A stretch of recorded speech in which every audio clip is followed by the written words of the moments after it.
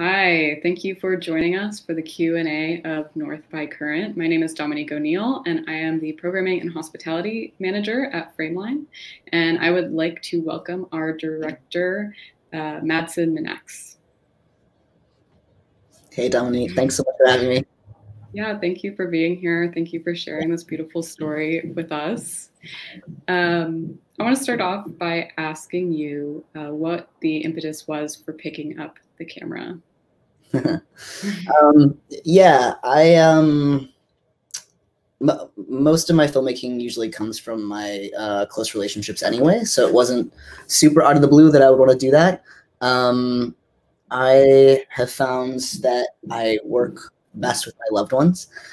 In the process of working with them, I usually discover a lot of new things about them and new things about the dynamics of our relationship.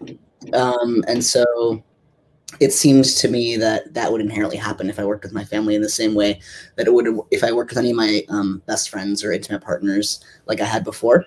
And I really wanted to, I don't know, I guess it seems silly now to think about like wanting to dig into those relationships because I'm just like, ooh, I never want to dig into them again. But at the time I started making the film, I was really wanting to dig into them. I really wanted to understand my own relationship to the place I came from, my relationship to my sibling, my relationship to my parents, and how that had shaped my, you know, my own behaviors as an adult. And I mean, pretty kind of like broad therapeutic goals. I also, I mean, there was like so much like grief and hardship going on. Part of the film as like a project was to be sort of like a container where we could kind of work on something collectively that was not about survival, about like day-to-day survival, because everything that was happening in our lives was just about kind of like getting to the next day. And so if we could work on a project that sort of helped fuel some energy in a productive way, I think especially for like my mom, who is like constantly like mulling over things in her head, and me too, like constantly thinking about like worrying, you know, just like being racked up about shit. And also, I mean, going into the film, I thought that I was making a little bit more of a sort of like overt abolitionist piece, something that would like serve to sort of poke a particular like critical lens at law enforcement and like the concept of like police brutality in the rural landscape, and you know, sort of like complex masculine rural caricature Americana kind of shit. I just thought I was going to go much deeper into that than I did. I mean, I did go into it. It's all very like embedded in a lot of the subtext, but I didn't address it head on in a specific way. Sorry, that was like kind of all over the place, but that's great. There's a lot to go off of there. When you approached your family about this project, did you approach them with that, or did you have something else in mind? And were they supportive at first, or a little shy, or what was their reaction? Yeah, I mean, I think that they were. The idea of justice at the time that I started making the film seemed impossible for them. And so the idea that like someone would care enough to sort of like investigate this situation further, I say investigate loosely, not that I'm like an investigative journalist or anything, but like paying attention to this issue was actually something they were very excited about, for me to kind of pay attention to this and to unravel it a little bit. And I don't know, I think that's like, obviously like that's a selfish desire for them, wanting their story to be kind of like heard and seen, but also like totally understandable. So from that perspective, they were kind of always on board with it. I think, you know, like I've always, like, I don't know, I've always been the sort of weird one in my family, and they have pretty consistently taken it with a grain of salt and kind of done whatever weird shit I wanted to do. And this was no different. They very like, I filmed that scene in the diner at the very beginning of the time I was filming, and they were just like, oh, I guess this is what we're doing now. You know, so like, even, I mean, there's a certain, like, the film takes a certain narrative pretense that like things with my family are tense because of my gender and sexuality, but like at the same time, nobody's family is gonna like do that shit with them unless they already like love them and care for them, you know. So like it's easy to sort of like package because we have to like distill so much information in a film. It's like only an hour and a half, so like the complexity that's actually in my family is you're just scratching the tip of the iceberg. Like there's hardly anything there. But sorry, that got tangential. That's just to say they were basically supportive the whole time. I mean, the film shifted a ton from like me wanting to make something more conventional, something more accessible. I think it is quite conventional and accessible from in relationship to some of my other work. But it's not conventional to the good degree that I was sort of thinking it may be when I started. But yeah, just sort of like reframing my interests as the film went on and staying in clear communications about the ideas I was most interested in was important. And my interest in those ideas is not like new. I'm always interested in, or I've always been interested in the ways in which sexuality and gender are in relationship and in dialogue with death and other worlds and parallel ways of being in the world. And that is a very close correlation with mysticism and spirituality and religiosity. And so my interest in going all those routes is not new for them. You know, I was the kid in 7th grade that was like reading books about candles and doing little seances in my bedroom or whatever. So yeah, I mean, like, it was honestly like not a challenge to work with. I mean, of course it was a huge challenge, but like they were not, there was never a moment where they were like not interested. And I think if there was, the film would have had to have looked really different. The film got reshaped all the time based on who wanted to talk to me about what, if they wanted to talk to me about something or not. Like there was plenty of times that like I would go home with a camera and maybe leave after 2 weeks with like maybe an hour of footage. Like there's, you know, the film was really dependent on if people were interested in giving. So. Yeah, I sort of noticed that in the film from the very beginning, you know, I think your mom makes a comment about your sister, Jessie, not opening up to you. But by the end, you know, it's you know, very open, the both of you together, and you're getting tattoos together. Can you talk a little bit about your journey with your sister over the last couple of years of filming? Yeah. It's complicated. I mean, there's a lot of things that changed and a lot of things that didn't change.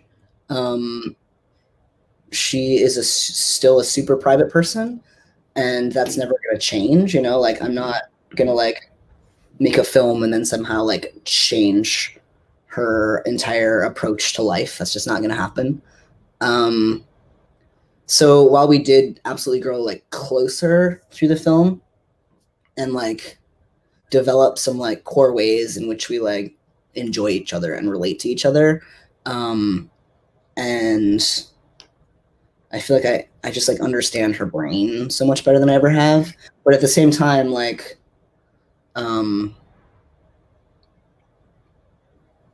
we still struggle with the same issues we've always struggled with, I guess. I mean, I just like, I think part of what I learned more than anything is just that like I have to have better boundaries. You know, like I can't like want someone to change and like expect them to change because I want them to, even if a lot of people want them to. Like that's just not how it works. So like part of it is like resigning to like kind of having that hole inside you where you wish that relationship was where it will never be. And like you can sort of take the crumbs of what you get and appreciate it, but it's sort of like a day-to-day thing, you know, like some days you could be like, yes, I can take crumbs and still feel okay about myself. And other days you're like, I don't want to take the fucking crumbs. You know, it's like any relationship in flux that involves, you know, trauma or addiction. So. Do you mind talking a little bit about your relationship with your, I call them nibblings, but your nieces or nephews? And, yeah. Yeah, I call them nibs too. They're cool little people. There's a yeah, I had a very interesting conversation with them last time I was up there. When my nephew was like, "Is it true?" Like, we were in the middle of like coloring or something totally different from what he started talking about. He was like, "Is it true when you were born they thought you were a girl?" And he answered it like, he asked it like very sort of like he was a game show host. It was almost hilarious. And I was like, "Wow, it's true." He was like, "Why did they think that?" You know, it was like a really cute conversation. And I told him why they thought that. I was like, "Well, it's because I have a vagina, and they usually think that girls have vagina." You know what I mean? It was like, I'm not like afraid of my body, so it was a very easy conversation to have. And I just feel like they're at that age where they haven't like been completely destroyed yet, and I love that about them because the conversation was done in 5 seconds. They were just like, "Oh, okay." But yeah, I mean, they're super smart. They're lovely little humans. I don't know what else to say about them. I wish I got to see them more. They make me very happy that I don't have kids. They're a lot of hard work.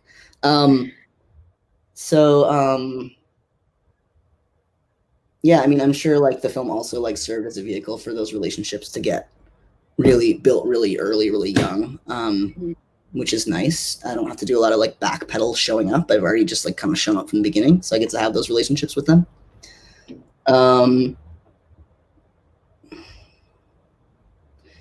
There was some cuts of the film where there were like a lot more of them in the film, and it was really hard. I had to like do a lot of cutting because, you know, I would much rather like have another scene with a like nibbling monologue, you know, than like another scene of me or something. So I had to get some hard truths told to me by my editor help people, consulting editors, about nib scenes hitting the floor. It's all right. They'll have that for their graduations and all their future events in their life. All that footage. Yeah. Could you talk a little bit about maybe some of the stylistic choices that you made in the film? So you have the use of like the child's narration, and at one point you end up communicating with the narrator. Yeah, sure. I work with voiceover a lot, and some of my other work is very much based in essay film. So that wasn't too much of a stretch. That was kind of always on the docket for a stylistic approach, especially after I realized that I really needed to kind of like be the central nexus of the film. There wasn't, you know, my sister didn't want to participate in that intensive a way. My brother-in-law was like starting to like divest with the family a little bit and didn't want to be on camera so much. And so as I started sort of taking up more space, which ultimately is really the only way to make the film anyway. I wouldn't have felt comfortable ultimately trying to make something that was sort of trying to speak for my family members. That would have been probably even weirder than trying to make something to speak for complete strangers. So, I mean, my voice was the only one I felt most comfortable with, even though also no one wants to listen to the sound of their own voice. But in terms of ethically, it felt most productive. The child voice came pretty quick in the conception also.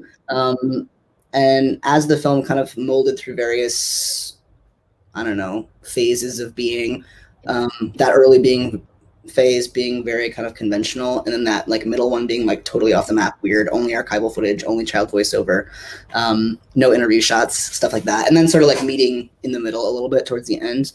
But I always knew that I wanted that voice to be sort of like like people can project into it whatever they want. Like they can believe that it's the voice of my niece. They can believe that it's some sort of like omniscient being or entity. They can believe it's like my childhood voice speaking to my adult voice. I mean, the point of that is that it's like all those things, and you can sort of project on it whichever suits you best. And I think it leaves a good sort of, I don't know. I don't think that like films, I don't think the point of films is to like leave everyone feeling comfortable and happy and like they got every question answered at the end of it. That's just not that's not real. So I felt very comfortable with the fact that viewers might not necessarily know what to make of that voice. Of course, like lots of other people felt uncomfortable with that, but they're not really my problem. So yeah, I mean, I tend to, when I work in voiceover a lot, I tend to be a little bit more removed, a little bit more theoretical, also a little bit more poetic. And so the challenge for this was to like actually like remove all of that from my voiceover, because the role of my voiceover in this film is to be very purely subjective, evenly, like unreliably so. Like I'm often like pointing to things and saying things that are actually not true to point at a different truth, like from the side with my subjective VO. And then figuring out how to position the sort of child VO to be in response to that. Not like the direct moments where we're in conversation, but like subtextually. Like how are the two voices kind of like dialoguing the entire length of the film, even before they kind of become in conversation. So that was one of the things I was thinking about to sort of help structurally bind the ideas over time. Yeah, thanks for that. One of the other sort of stylistic choices that you make is, and it's also very poetic in some ways, is the music, where you can like move between a country song and something completely abstract, and then there's like a punk song. Can you just maybe briefly talk about your choice of music in the film too? Yeah, it's like looking at my record collection a little bit. Like those all those particular types of music speak to me deeply, and are all kinds of music I've played my whole like life and childhood as a musician and performer. Yeah, I mean, music, like I do all the sound design for my own films, and most of that is a little bit similar to the editing when it's just like super intuitive. And I think part of the reason it flows the way it does is because I'm always cutting sound while I'm cutting image. So there's a lot of like interplay and back and forth between what's happening in the audio and what's happening in the visual. I knew of Julian Baker's work because I lived in Memphis for a while, and Julian's from Memphis, and we have lots of friends there in common. And I fell in love with her first album, Sprained Ankle. And I love this sort of like her vocal range is just like so impressive. It's so ethereal. And I was super interested to see if she could bring something to the table that had some elements of like, not electronic. I'm trying to say some type of like morphology to the folk, like some way to sort of like almost render the folk like cyborgian. And so we talked about that a lot. We talked about like how to kind of take these very organic sounds and think about them through something inorganic. Like the sound of a flag pole clinking in the wind is like a very organic sound. But if you like take out, if you like take the mid-range really high and you like slowly fade out the lows, it becomes something else and becomes something like really inorganic and like constructed. So yeah, I mean, conversations about the sound are some of my favorite things to talk about because it's my favorite part of it, probably. Yeah, a lot of the like 50s doo-wop stuff is also a super sweet spot for me. And I love getting to spotlight music by my friends. And a lot of the music is close friends and loved ones and people whose music I respect that I want to elevate. So you have quite the eclectic taste, but it works so well together. We have time for one last question. So I just want to ask, there's this point in the film where your mom, expresses her wish that you don't create something vile from what you're making. Can you talk a little bit about what your family's reactions were to the film? Yeah. My family has not seen a ton of my work, and part of that is because it's often pornographic. Like, I would call it more kind of theoretically erotic than I would call it pornographic, but, you know, tomato, tomato. So they were basically just like freaked out that I was gonna like, I think my mom actually, the other part of that conversation that got cut was like, she was like, just don't make a like leather biker like beating up a cop or something, you know, like, I don't remember what she said. It was really funny though. They loved the film, which I was like surprised and not surprised by. Like, I wasn't surprised because during the whole process they knew what was going on, so it was like not like they were going to be shocked about anything. You know, we had like everything we had talked about, you know, it wasn't like there was like things coming out of the blue. They like, I don't remember saying that. It's like, well, you remember, I mean, here's the video of you doing it, you know. So there was nothing they weren't prepared for, and I think that made it much easier for them to watch. Like, they really knew what the shape of the film was going to be like, and they knew that I was doing all these other kind of like artistic choices that would make it sort of like non-conventional, for lack of a better term. They definitely had feelings about it, you know, like it doesn't capture them in their most glorious moments. And it doesn't capture any of us in our most glorious moments. It's like it's pretty raw. So there's a certain like, you know, acceptance or sort of like bowing down to the real that has to be done. And I think they did that much more comfortably than I expected. Like, there was right after they saw it, they were like really moved and really felt like I'd handled the nuance of everything really well, which was really important to me because that's like one of my goals. I don't like films that tell people what to think or feel. So like, you know, if the film plays for a queer audience, and there's going to be a lot of people in the audience are going to be like, oh my God, I can't believe the parents said that to the trans person, you know. But like, it's like most trans people that I know have experienced things much worse than that. That's like, whatever, you know, it's not great, but like, there's different ways different audiences will receive different sentiments throughout the whole film, even down to like exposition about Mormonism. Like, it's not my job to like critique the entire Mormon religion in this film. You know, I'm just like offering you a little bit of my experience, which I think is like pretty nuanced. And I feel like that's the same thing for every kind of like nugget in the film. Like, everything I'm sort of touching on is like, I'm offering you some semblance of an experience, and I really just refuse to tell you what to think about it though. Yeah. Thank you for sharing your experience with us. I feel like we only just tapped the surface, but we are out of time. So thank you so much for spending some energy with us and some time. And yeah, thank you for being here. Totally happy to. Thanks, Monique.